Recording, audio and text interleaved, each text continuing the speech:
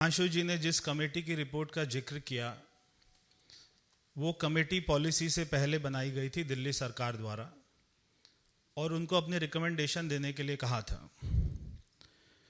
कुछ बातों की जानकारी सुधांशु जी ने दी है, कुछ बातों की जानकारी मैं देता हूं कमेटी के बारे में।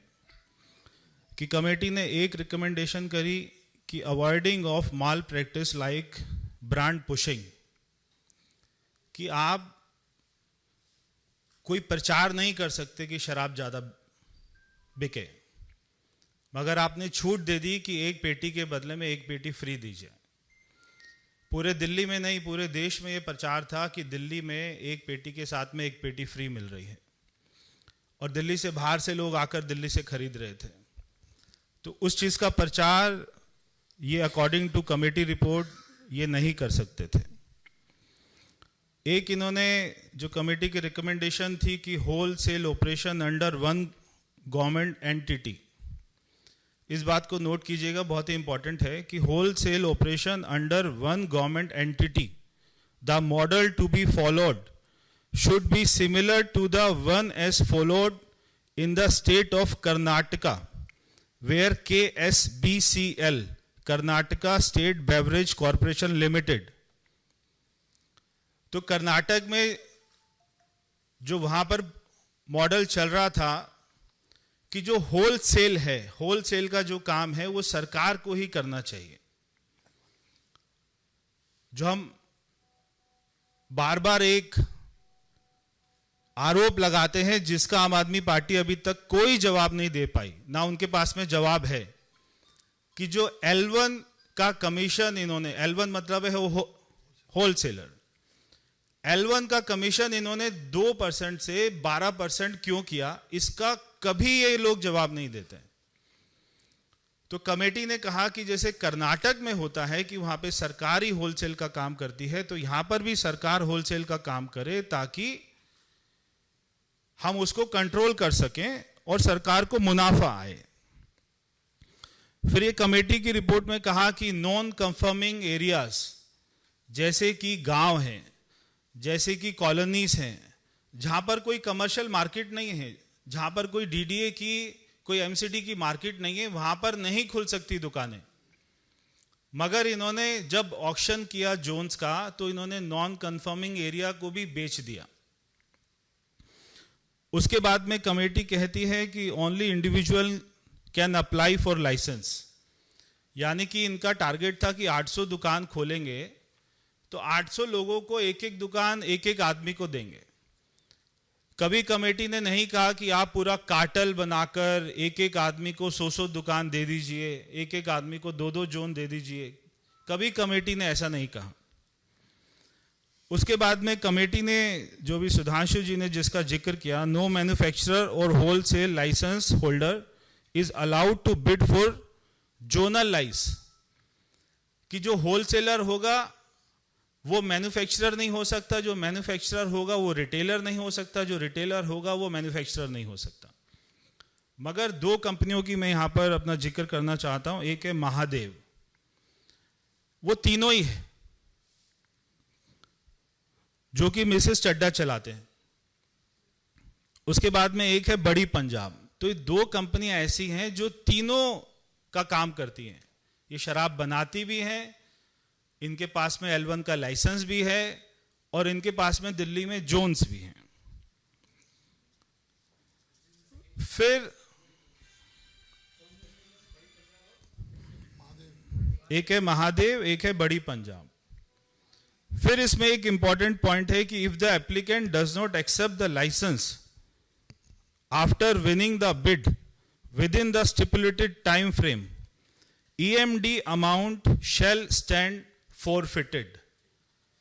जो इन्होंने 144 करोड़ रुपए वापस कर दिया लोगों का, ये बोल के कि कोविड चल रहा था, किसी छोटे व्यापारियों का 1 रुपया नहीं वापस किया, मगर 144 करोड़ रुपए शराब माफी का माफ कर दिया, जो पॉलिसी कहती है कि किसी को भी माफ नहीं किया जाना चाहिए। तो मैं इनसे सवाल पूछता हूं कि आपने ये पैसा क्यों वापस किया? जी जी जी, ये सारा पैसा जो कंपनियां जिन्होंने बिड की थी और जिनको बिड में जोन मिल गए थे, जब वो नीचे से जाकर एनओसी नहीं लेके आए तो उनको पैसा वापस कर दिया गया। देश में दिल्ली में एक ऐसा ही राज्य है दिल्ली, जहां पर शराब मंत्री भी वही है जो शिक्षा मंत्री है। तो एक तरफ ये शिक्षा की बात करते हैं और दूसरी तरफ ये बच्चों की उम्र को घटा देते हैं, उनको छूट देते हैं कॉलेज के बच्चों को कि आप जाके शराब पीजिए। हम बहुत अजीब सी बात है कि शिक्षा मंत्री हैं और हम इनसे केमिस्ट्री का सवाल पूछते हैं और ये हिस्ट्री का जवाब देते हैं, क्योंकि ये केमिस्ट्री का सवाल इसलिए नहीं उसका जवाब दे सकते क्योंकि 60% दिल्ली सरकार के स्कूल में साइंस नहीं पढ़ाई जाती है। इसलिए शिक्षा मंत्री से जब भी पूछो कि 2% से 12% क्यों किया, तो वो जवाब देते हैं कि हमारे घर में एक आज अपना डॉग को बच्चा हो गया, कुत्ते को बच्चा पैदा हो गया। हम उनसे जो है सवाल पूछते हैं कि आपने क्रेडिट नोट 18 करोड़ रुपए का एक एक, तो ये जो 2% से 12% की कमीशन कैसे ट्रांसफर होती थी कि क्रेडिट नोट ये देते थे। आप सभी कभी दुकान पर जाते होंगे, कोई जूता खरीदते होंगे, आपको जूता पसंद नहीं आता होगा, तो जब आप उसको वापस कराने जाते हैं तो आपको क्रेडिट नोट दे देते हैं कि ये 1 साल तक वैलिड रहेगा, इसके बदले में कभी भी जूता ले लेना या कभी भी उतने अमाउंट का कोई भी चीज़ ले लेना। तो ये रिटेलर्स को जो L1 होते थे, वो सारे रिटेलर्स को क्रेडिट नोट इशू करते थे और वो क्रेडिट नोट के बदले में उनसे कैश लेकर वो आम आदमी पार्टी को ट्रांसफर किया करते थे। तो ये इनका सारा अपना मॉडल्स ऑपरेंडी था। ना ये क्रेडिट नोट का जवाब दे सकते हैं और ना ये 2% से 12% का जवाब देते हैं। ये सीधा पहुंच जाते हैं कि केजरीवाल तो प्रधानमंत्री के उम्मीदवार हैं। तो एक कोई गांव में अपना हड्डी सा पहलवान था, तो एक हमारे देश में गामा पहलवान हुए, बहुत जो है उनको रुस्तमे हिंद भी बोलते थे। तो एक हड्डी सा पहलवान था राघव चड्ढा जैसा, तो वो बार बार जो है चुनौती देता था कि गामा पहलवान को मेरे सामने लाओ, मैं उसको हरा दूंगा। तो ना गामा पहलवान ने उससे लड़ना था, और जब अगर कभी वो आ भी जाता तो उसका हड्डी पहलवान का क्या होता, तो वो भाग जाता। तो ऐसे ये खुद ही 4 लोग कहीं पर भी जाके चैनल पर या किसी दूसरे राज्य में जाकर खुद ही एक दूसरे की पीठ जो है थपथपा रहे हैं कि इसको भारत रत्न मिलना चाहिए, इसको प्रधानमंत्री मिलना चाहिए, इसको ये मिलना चाहिए, इसको ये मिलना चाहिए। मैं आपको बहुत ही इंटरेस्टिंग फिगर एक जो है बताने वाला हूं, और जब आप इनकी आम आदमी पार्टी की पीसी में जाएं तो जरूर उनसे ये वाला सवाल पूछें, इसका भी जवाब उनके पास नहीं होगा। कि आपने मनीष सिसोदिया को बार बार ये कहते सुना होगा कि हमारी दुकानें ज्यादा नहीं खुली, इसलिए जो हमारा रेवेन्यू है वो कम आया।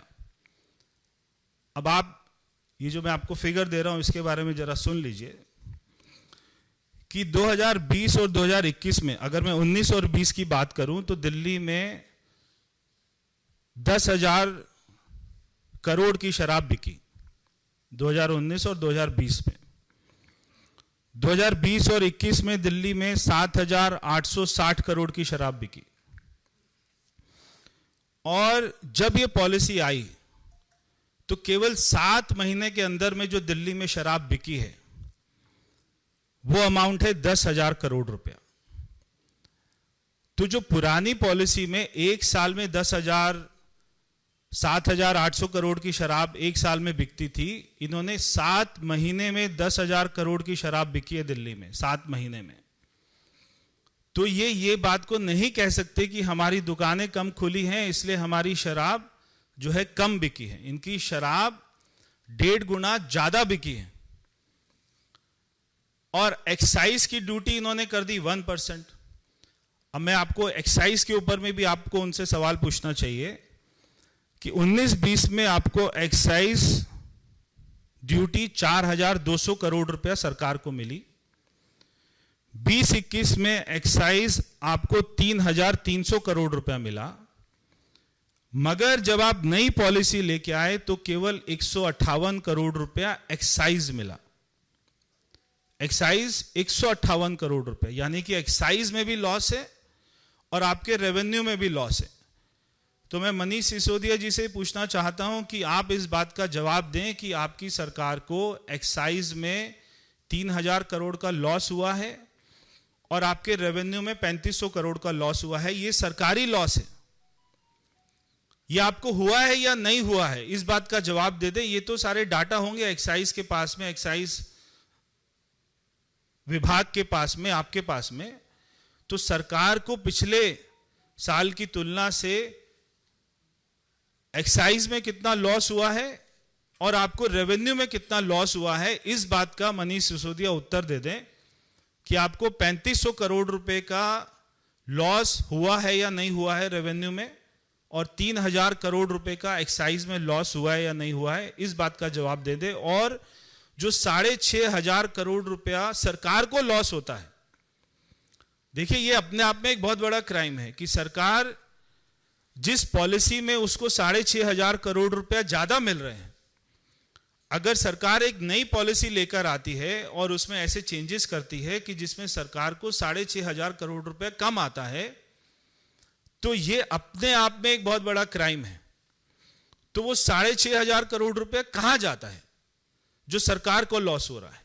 क्योंकि शराब तो ज्यादा बिक रही है, शराब कम नहीं बिक रही, मगर सरकार को जितना रेवेन्यू आना चाहिए था, जितना पैसा आना चाहिए था, वो नहीं आ रहा। तो वो पैसा कहां जा रहा है, इस बात का जवाब दें।